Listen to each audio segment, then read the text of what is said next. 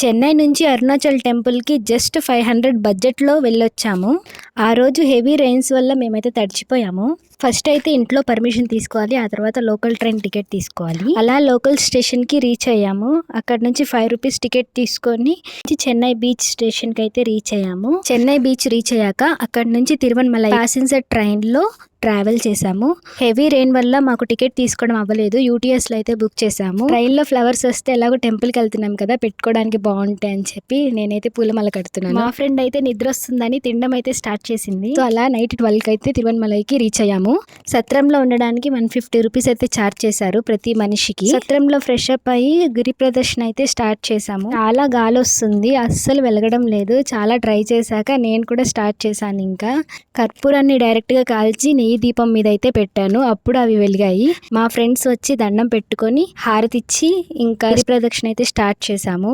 Night 2కి start చేస్తే morning 8కి end అయింది మా గిరి ప్రదక్షిణ. నైట్ అంతా తిరుగుతూనే ఉన్నాం మేము. మోక్ష మార్గం దగ్గర అయితే చాలా పెద్ద క్యూ ఉంది.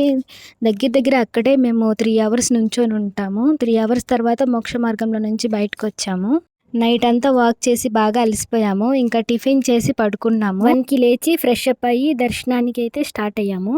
మాకు దర్శనానికి అయితే జస్ట్ 3 అవర్స్ టైమే పట్టింది. అక్కడే ప్రతిరోజు అన్నదానం కూడా జరుగుతుందని అయితే చెప్పారు. ఫుల్ ఇన్ఫర్మేషన్ వీడియో కావాలంటే ఫుల్ వీడియో అని కామెంట్ చేయండి. వీడియో లింక్ అయితే కామెంట్ బాక్స్ లో ట్యాగ్ చేస్తాను. Please like the video and follow my page voice of Shannu.